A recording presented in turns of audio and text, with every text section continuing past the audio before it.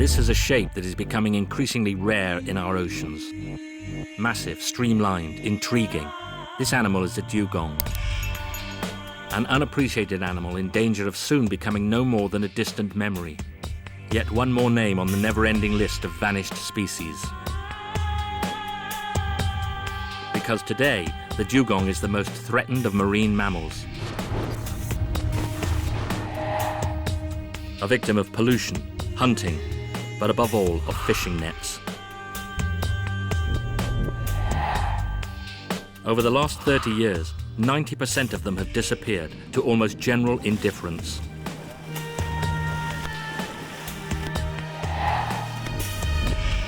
Cousins of the manatee, dugongs are part of the Sirenian family, a name taken from mythology, since it was in fact the dugong that gave birth to the legend of the mermaid. Today, dugongs only survive in a few rare places of the planet, and only a handful of enthusiasts are trying to save them. With the help of these eminent experts, we should try to understand why mermaids and man cannot live together in harmony.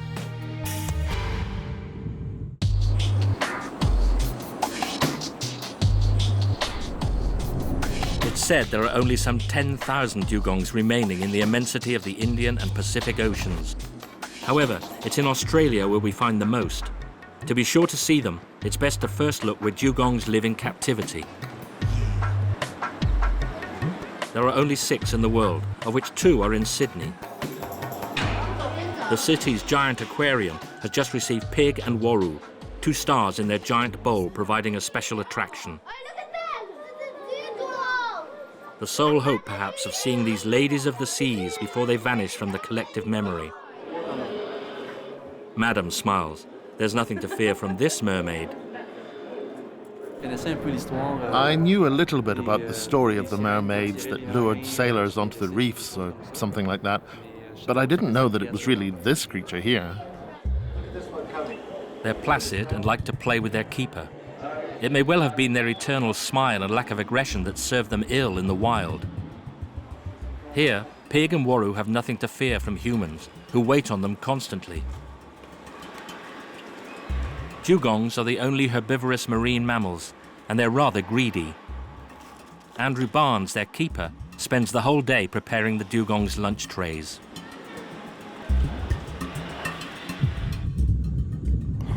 At the moment, they're eating about 120 kilos a day. So we thread the lettuce into these trays, which are weighted, and sink to the bottom.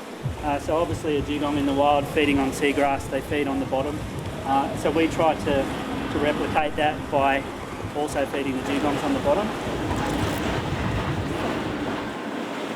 It's probably because of their slightly ruminant side that dugongs have also earned the name of sea cows. However, it's towards the elephants that we must look for common ancestors. Dugongs are thought to be marine pachyderms.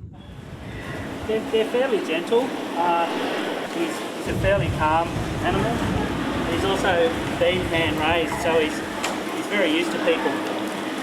So we can interact with him a lot. We can play with him, we can hand feed him, we can give him a lot of different toys, and he's quite a playful, gentle animal. Gentle, but also threatened. If nothing is done to slow the rate of their disappearance, in 10 years, pig and waru will be museum exhibits. I think these animals we have here are a perfect opportunity to try and educate people and get people to appreciate dugongs a lot more and what problems they face in the wild, because they do face quite a few problems, not just some hunting by native Australians, but also things like die-off of seagrass areas or entanglement in fishing line and net or boat strikes. They're all problems for these animals, and their numbers are very low all around the world. The dugong may be largely unknown in Europe, but it's quite familiar in Australia, where scientists have been studying it for 40 years. The Centre of Excellence concerning dugong, its Latin scientific name, is to be found 2,000 kilometres to the north in Townsville in Queensland. James Cook University has a worldwide reputation for its research on tropical environments and the sciences of the sea. Here in the Department of Environmental Sciences, a laboratory that is unique in the world is devoted exclusively to the study of the dugong. Its head is Professor Helen March.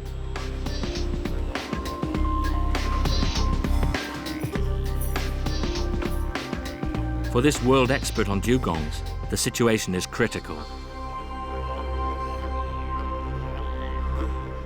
So if we look here, there is a horny plate, and also on here. So what happens is the dugong gets the grass between the horny plates and breaks down the seagrass. So some people think that the teeth aren't very important. Now, the other thing that's quite interesting about dugongs is that compared to a lot of other animals, they have very, very heavy bones, particularly the ribs. And it's thought that these bones act like an inbuilt weight belt. So for a mammal that has to spend a lot of time on the bottom feeding, to minimise the amount of energy that they spend, it's much better to be a bit heavy. No one knows how many dugongs there are in the world, but there are certainly tens of thousands and maybe more than 100,000. But they have a really huge range going from East Africa to Vanuatu and New Caledonia, and the latitude of about 26 degrees north and south of the equator. So there's a huge area. In most of that area, they are now quite rare, except Northern Australia is a big exception. The Arabian Gulf, there are several thousand in New Caledonia, those sorts of places. But most places where there are a lot of people, East Africa, India, Southeast Asia, they have now become very rare.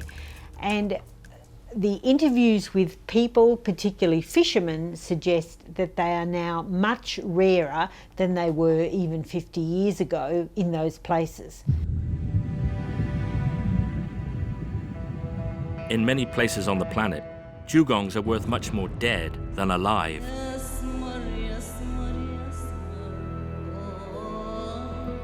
Extremely placid and thus easy to catch, the dugong has been a victim of hunting for thousands of years, for its flesh, its bones, its tusks, and even its tears, which are said to possess aphrodisiac properties.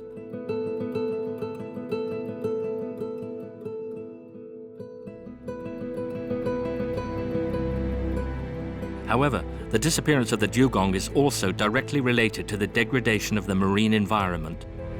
With coastal agriculture, pollution has considerably altered ecosystems, and the ocean grasslands where dugongs live is turning into desert. Now, the dugong is a herbivorous mammal, and without ocean grasslands it cannot feed itself, and instinctively it ceases to reproduce.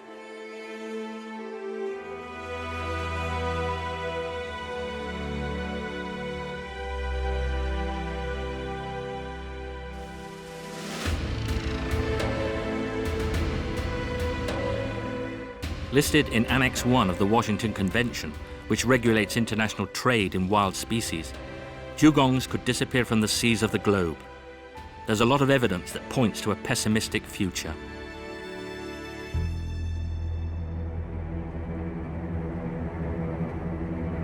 The dugong is a protected species almost everywhere.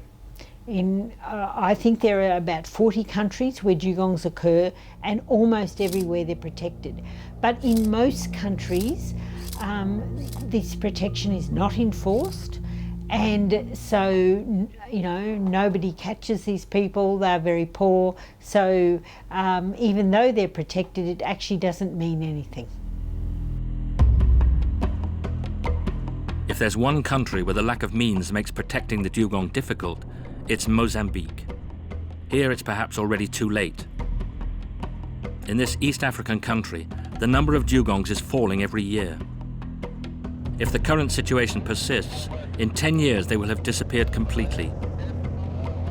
An irony, because dugongs abounded in these warm waters of the Indian Ocean. And it was here, off its coasts, that Vasco da Gama discovered that the sirens haunting the tales of mariners were in fact dugongs. Today, Dr. Almeida Guisamulo, the country's sole expert, searches for them in vain. My first time doing the aerial surveys here was in September 1992. We did surveys 2 days with a small 3-seat airplane, and we counted dugongs everywhere, from the northern tip of the Bazaruth Island to the Bangwe Islands. My colleague there and myself were observing, and the number we saw today is about 10 dugongs. There's still a reasonable number left, but the dugongs that been killed every year, our estimate is about 400 dugongs at the moment.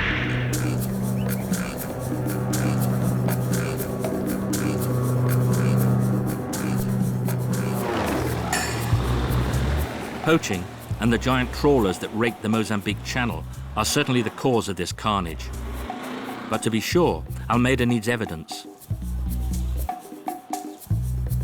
In his laboratory in the Natural History Museum of Maputo, the researcher has just received a frozen dugong. Found dead, washed up on the coast, the dugong was brought here. This is the first time that Almeida has had a whole animal on which to conduct his investigations. Usually, dead dugongs never end up in his hands. They're eaten by poachers or burned by the authorities. Now in the role of forensic scientist, Almeida is going to look for evidence that might explain the death of the animal. When we have the animal already dead, this is the work we have to do.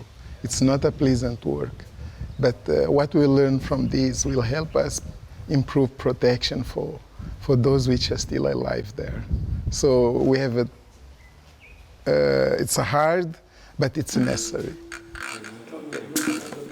The autopsy tends to indicate a natural death. Dugongs can live to be 70 years old, and this one simply died of old age. But Almeida wants to learn more. He takes a sample of skin to perform a genetic analysis. Here, this box here is the dugong kit for DNA samples. These kits, they were offered from us. They came from Australia, Elan Marsh. To do a good genetic analysis, you need a good base of knowledge. And in Australia, they have already developed all they call primers. It's a sequence to compare how different our dugongs are from different parts of the world, because they have been doing for themselves in Australia and from other parts of the world. In Australia, scientists have considerably more means. Helene Marsh's laboratory will look for possible toxic residues. Yet Almeida's still not satisfied with his first results, and he goes 800 kilometers further north to Vilanculos, the place where the dugong was found. This researcher's obstinacy in saving dugongs may appear out of proportion. The country, one of the poorest in the world, is struggling to recover from 30 years of war. However, Almeida refuses to give up. This time I come to Vilanculos to investigate the death of a dugong which was caught some days ago from people who have collected dugong, how they found the dugong, at what place, what time, what they see on the animal when it was still fresh. And at the same time, I come also to talk with the authorities about the monitoring of gill nets, monitoring of fishing to ensure that dugongs are not killed.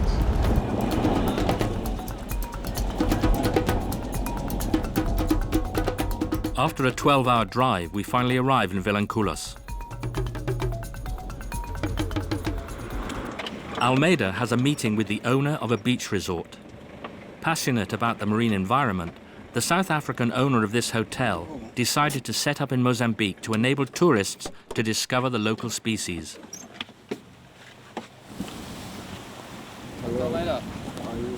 It was he, Yanaman Korandi, who discovered the dugong washed up in front of his bungalows and had it transported to Maputo at his own cost.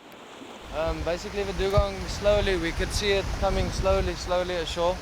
as it was lying, it was a bit bloated as well. Yes. And then it slowly came ashore, and as you can see in the wind, it was lying on its side. It was lying like from here.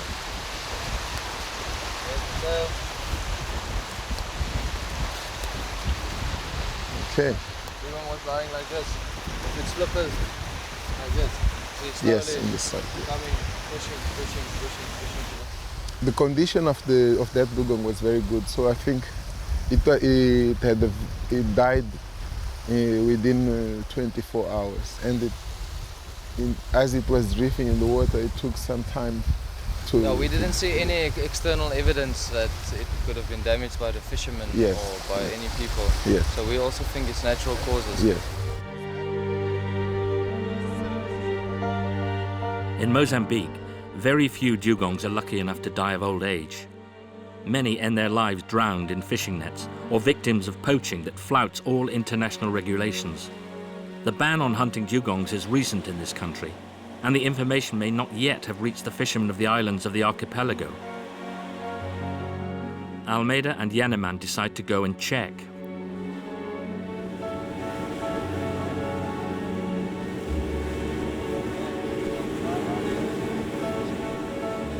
The bay is a protected marine reserve of 1,400 square kilometers, one of the biggest in the Indian Ocean.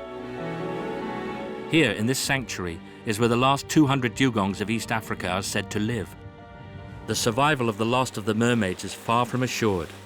The deaths of only 10 animals per year will be enough to wipe out the species.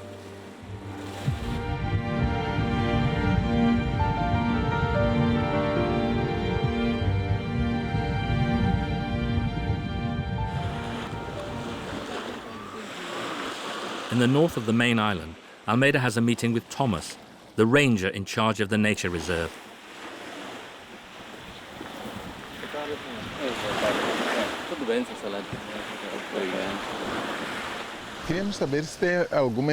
Do you have any information regarding fishermen who might have used gill nets illegally that were confiscated recently? Recently? Yes, within the last few days. Recently? No. Yes, recently. The only thing I heard about was the dugong that was washed up across from the mainland.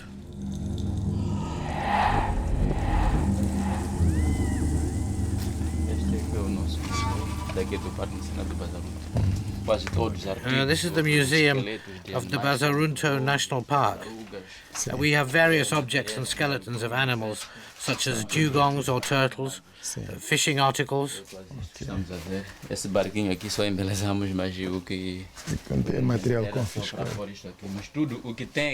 What we have here is equipment confiscated from poachers that we intercepted within the Bazarunto National Park. And for the dugongs, what do you have? For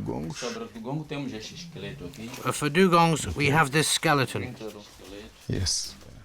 And over here on this side, we have the gill net, the major predator of dugongs. It's strictly forbidden to use inside the park because it's deadly for the animal. Sim.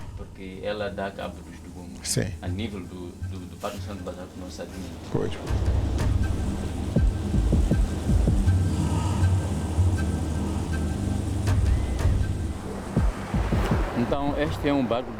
You see there, that's the Bazarunto National Park's boat. That's the one we use for surveillance. In fact, we have two boats. That one is the Ciganos, the other the Sirenian. Outro chama-se Sirenian. Então são esses dois meios que nós usamos para And that boat there, is it in working order? No, the motor on that one is broken, but the other one works. The situation is the same in all the countries of the Indian Ocean. The lack of means makes the will to protect the dugongs derisory. How do you patrol 1,400 square kilometers with a single boat and fuel that is rationed? And without some miracle, the survival of the last mermaids in East Africa seems highly compromised.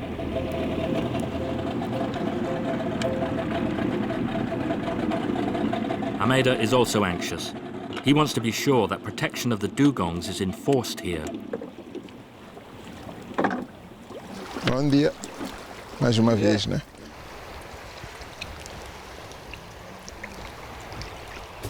Assim estão à espera da maré para poder... You're waiting for the tide to come in to go fishing, right? It's a 5-inch. So it's a drift gill net. Yes. If a dugong pass, it might damage, it might harm the dugong, but usually it doesn't kill. Only stronger nets, which are larger than this, they can really create problems to dugong. This can harm the dugong, but the dugong is strong and it can break this net. Yes.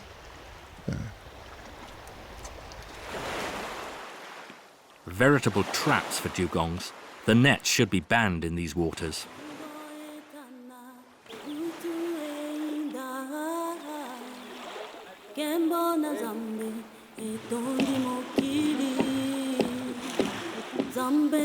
But how can you ban them entirely for the inhabitants of these islands, whose only resources come from the sea? What do the fishermen and their families, left to their own devices, sacrificed for the sake of protecting the dugongs, think?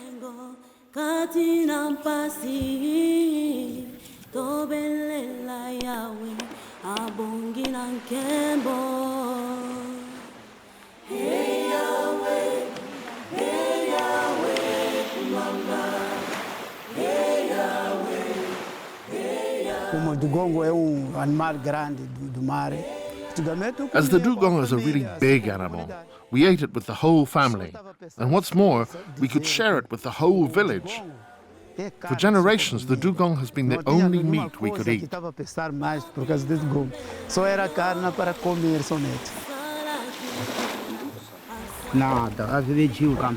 been a long time since I caught a dugong. We're not allowed to fish for them anymore. The rules have changed now. Before, the dugongs swam all around here near the coast. Today there are lots of nets and fast boats that make a lot of noise and frighten them away. Before we would catch 4, 7, even 8 in a day. Now food is a problem because we don't have enough to feed our families. We can't take dugongs anymore. And with the growing number of fishermen, the fish have gone out into the channel there, where it's deeper.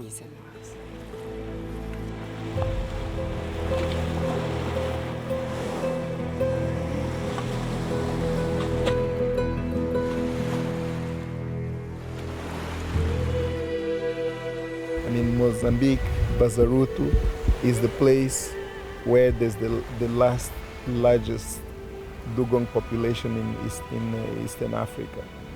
So if we don't listen to it, we lose the dugong. The dugong will talk about dugong the same way in Mauritius people talk about the dodo, which is now gone. And the dugong is the dodo of this region. So we need, I really think that we have the opportunity and it's possible for us to save this species. Not all scientists share Almeida's optimism.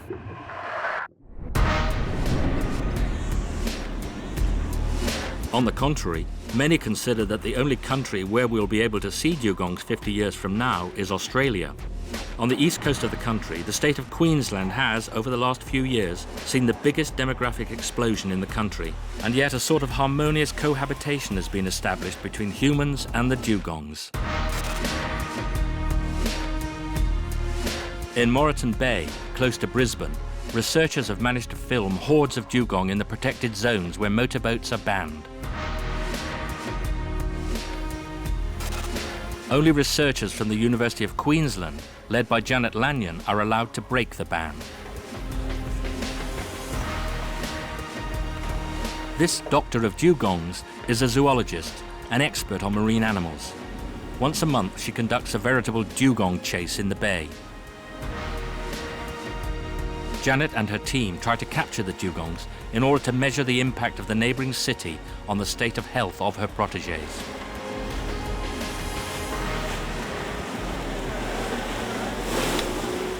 Once the animal is spotted, the rodeo begins. Scared by the noise of the motor, the dugongs try to escape.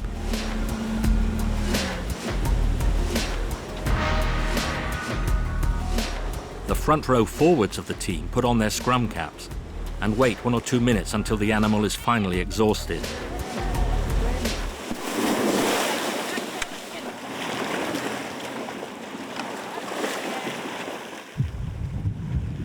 It takes 6 people to carry out the checkup, 2 to hold the tail, 2 more the fins, and finally 2 to take the various samples. Each captured dugong is identified and measured. The animal is not at all aggressive, but managing to hold 400 kilos still under the water is not that simple. 10 years ago, there was no technique for catching dugongs. Some people tried catching them with nets, but it wasn't very successful. And in some other programs, some dugongs died after being captured. So it was always a worry as to how we'd catch them and keep them alive. And so we spent 2 or 3 years just trying to get the rodeo technique, which is what we call it, pretty good so that we could catch the animals quickly and effectively and then release them very quickly. So yeah, we practiced for a few years and we've been doing this seriously now for about 9 or 10 years, and we've got better over time.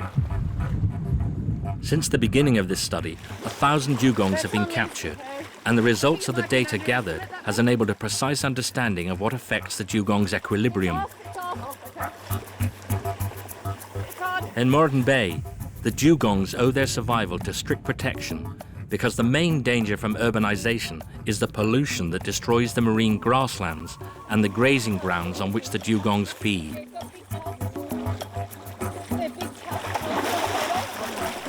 This is a mark recapture program where we mark individual animals. So every animal has a unique number tag and we can identify the same individuals year after year and we follow them through their lives. So we're interested in how fast they grow, when they reproduce, how many young they have, and this gives us really important information about the population. So we're interested in looking at the health and the size of the populations in the urban areas along the coast and then comparing these populations to populations in non-urban areas where they don't have problems with people impacting their environments.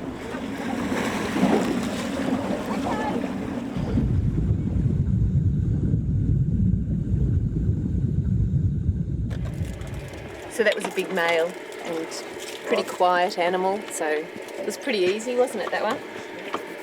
Sounds good. You guys are moving.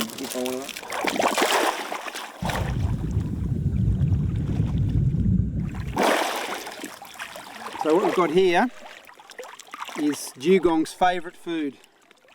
This is Holophila ovalis. And it's very sparse on the bottom in the sand. And they come along with their mouth and just suck it up and then just grind it between the plates inside and their tongue and then swallow it. But you can see that there's not a lot of food there. So they have to, you know, they eat like a cow. I mean, they're a sea cow. They eat all day long, every day, just to get enough food so they can, you know, survive.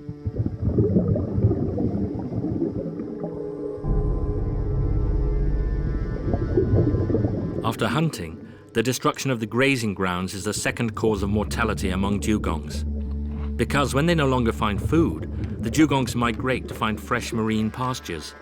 Then they deliberately slow their rate of reproduction, and their renewal is no longer guaranteed.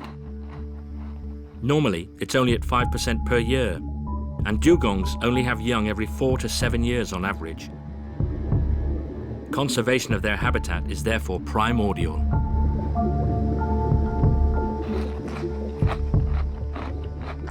I think there are 2 reasons why they're so numerous in Australia. The first reason is that the area of seagrass in Australia is very great.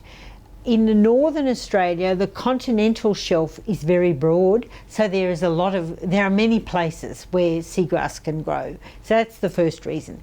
And then the second reason is that in most places in northern Australia, there aren't very many people.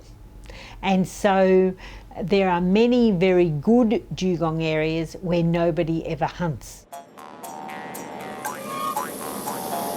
These wide expanses that Helen March is talking about are in the far north of Australia in the Torres Strait, an archipelago of 274 islands, of which only 17 are inhabited. This strait is considered as the world capital of the dugong. Here the animals far outnumber people. We land on the island of Mabuiag to find out what the dugong represents for the first inhabitants of Australia. The dugong is the mascot of Mabuiag. It's venerated by the inhabitants who consider that a spiritual bond ties them to dugongs. And yet the dugong continues to be hunted here. This right to hunt is a direct contradiction of the Washington Convention. Anywhere else in the world, the hunting and trading of dugongs is a serious offence. But here the right of custom prevailed. Terence Wapp is rather like the mayor and sheriff of the island. He knows very well that abroad hunting the dugong is very poorly viewed. But along with his community, he fought to maintain this tradition that is much older than the British Crown. And he wants to pass on this cult of the dugong to younger generations. Good afternoon, children. Good afternoon. All right, well, I go. This afternoon, I want to tell you about what is the name of this place? Dabangai. Dabangai. What a totem me attached to Panay. Panay, Dangal, Dugong. Important stories about this place about dugong. When young man, when they get initiated, when somebody go get shaved at a yatabloyam, he take them plug outside, prosperi dugong or totol. Them uncle blow, them boys, he sit down in Selo Dingi, advise them plow, and then personal front flow for it, prosperi dugong. Okay?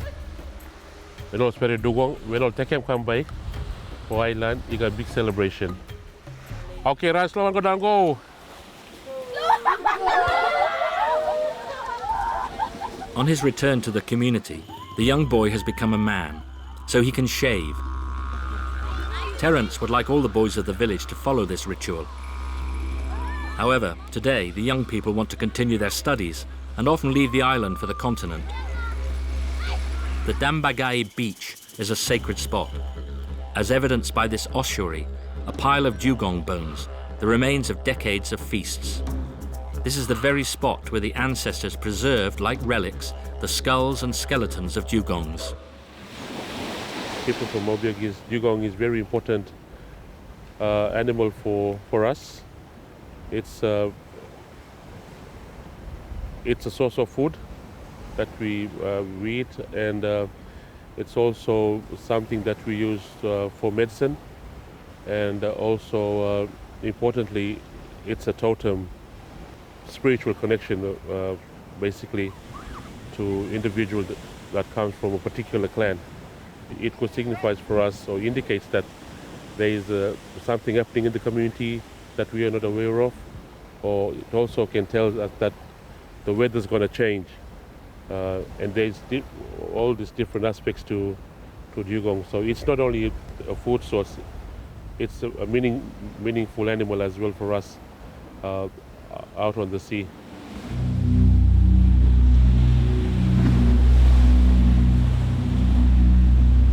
Isolated on their little patch of earth, the islands of Mabuiag depend on the sea to feed themselves. Alan, Terence's cousin, is renowned as the best hunter on the island. He gets ready for his hunting expedition. Women are barred from the dinghies. Dugong hunting is strictly for the men.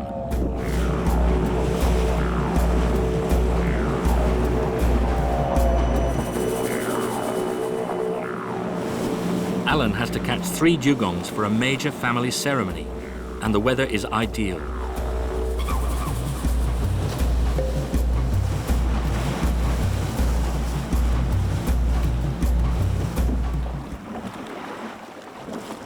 With the motor cut, the hunters let themselves drift with the current. When you eat dugong, you eat dugong and dugong take this thing away like that, and the rope with it, and let go of this thing. This thing just floats up towards you. And we got this buoy, this buoy here. This will tow. Dugong will tow this all the way where it swims in.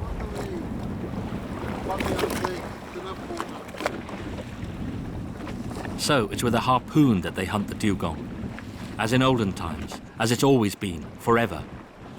The dugongs, highly numerous in this region, are keeping out of sight today.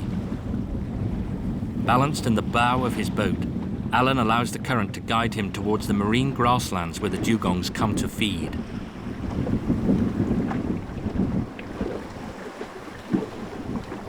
You have to be patient. The wind and the swell drive the dinghy off its course. But dugong hunting demands the silence of a graveyard, and the motor is outlawed.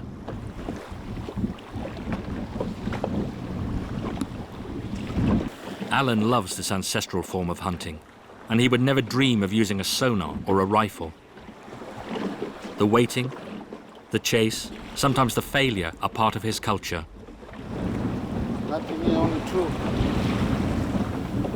think it's time to go back home now. A bit too far out from the island too.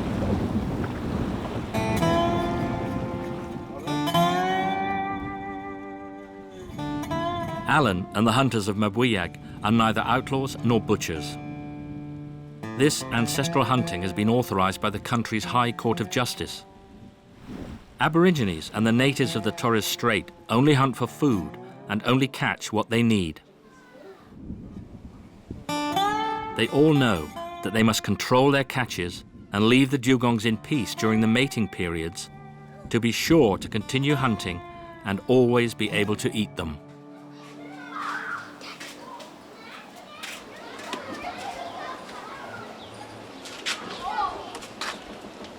This is the one that we caught on the night before.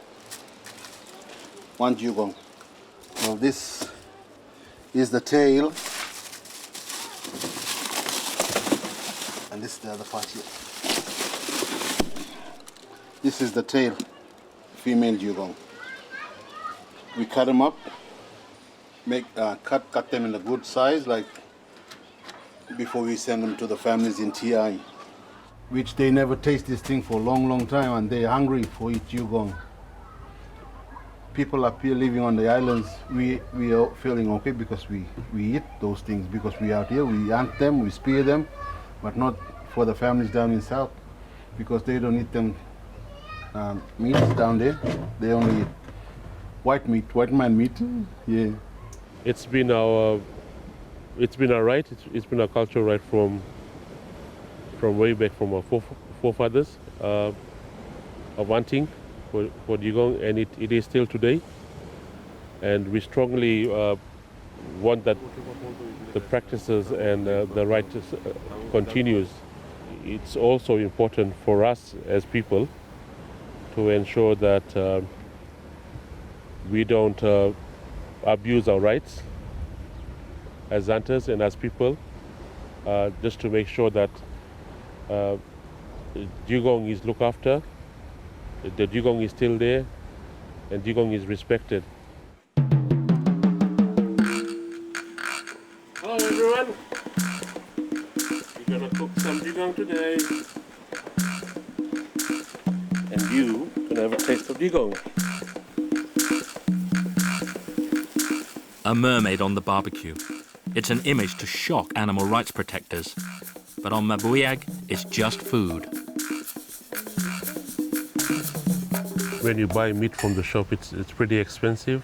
The quality is not that good. Opposed to when you're living down south, everything's fresh. The groceries fresh and everything's fresh. So we probably we haven't got that advantage up here, even though we got meat and everything coming in every week, but the prices are very high. Bon appétit.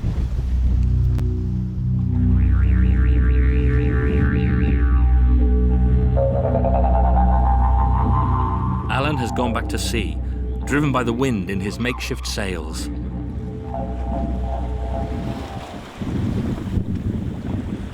The weather is pretty good. This is the best time that we can go out. You saw them dugong coming in, and they don't hear you much because they're really sensitive, them dugongs. They can hear you far off. When they hear you, they take off straight away. So you won't come any closer to them. But rough like this, it's more good. It's better for go hunting.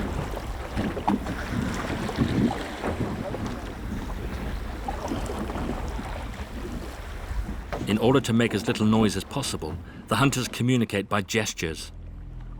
Then, once the animal is spotted, the confrontation begins.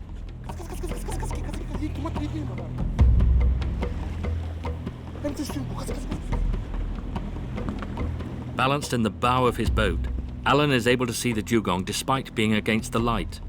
It's not very deep, and he knows the place like the back of his hand.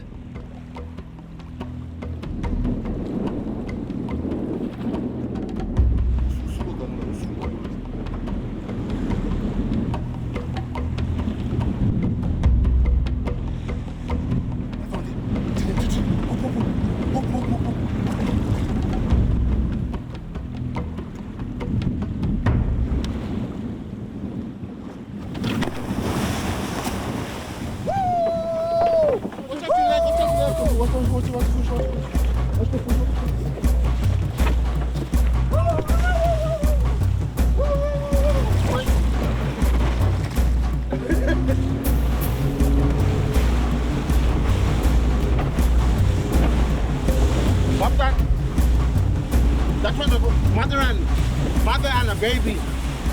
I saw them start to come up now. Good one, good timing. Number one. The mother is hit. Her young one stays by her side. Now Alan just has to wait till the dugong exhausts herself and follow his Ariadne's thread.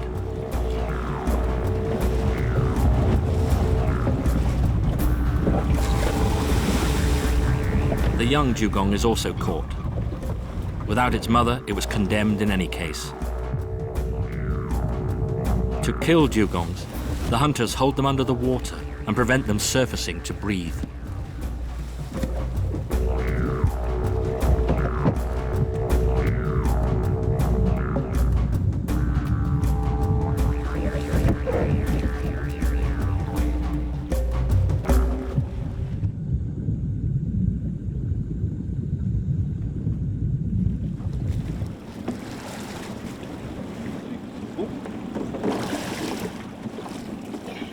The two men get the young dugong aboard the boat.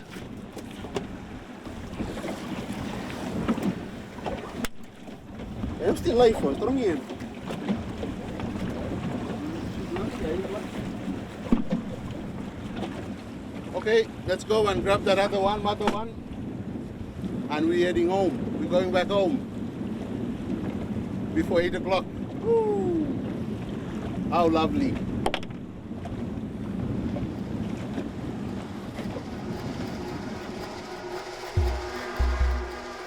Too heavy to be hauled aboard, the mother is firmly attached to the boat and towed to the beach where Terence, the Mabuyag ranger, is waiting.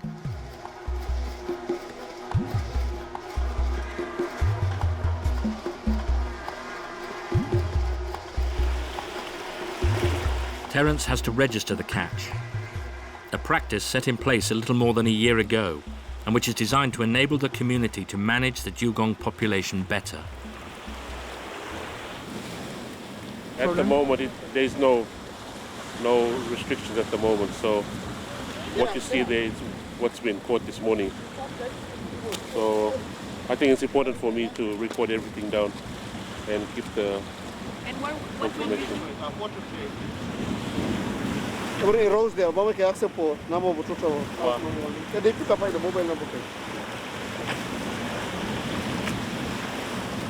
It's very hard to determine or to make any rules in terms of putting numbers on dugong because we haven't got no information, no community-based information at the moment.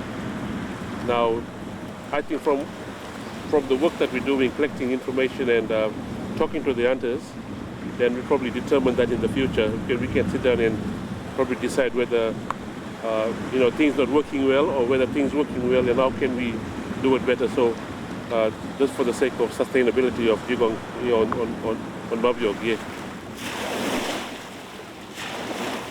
The hunters cut up their catch right on the beach. The water and the blood mingle, and the sharks move in to feed on the entrails.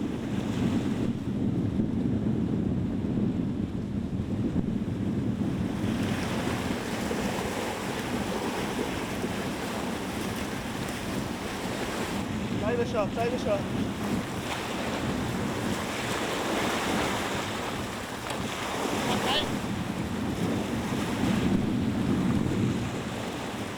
Alan will have to go hunting again. He still needs a dugong for his family celebration. In the pickup, there's 100 kilos of fresh meat and assurance for Alan that he's still the best hunter on Mabuiag.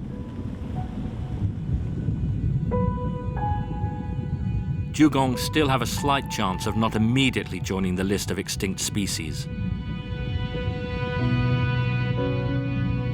In Australia, they have a chance of surviving despite the appetite of humans. But one is forced to admit that everywhere else, wherever the dugong's environment is degraded, the survival of the last mermaid seems incompatible with human expansion.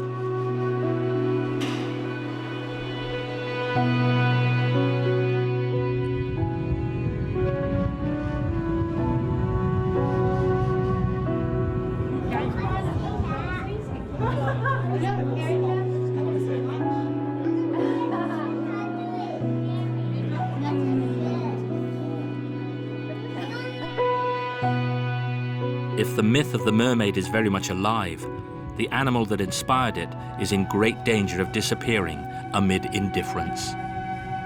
I suspect it's too late. I hope I'm wrong. I really hope I'm wrong, because Bazarutu Bay is a very, very beautiful bay and a very special, beautiful area, so I hope I'm wrong. I wouldn't like myself during my lifetime to know that dugongs have disappeared because we failed to do a conservation. Some people saying that dugongs are not many now. I don't like to believe on them, because I believe on my God. My God supplies them thing, and He supplies that for feed us, our families and people after us, and they will never finish from this world.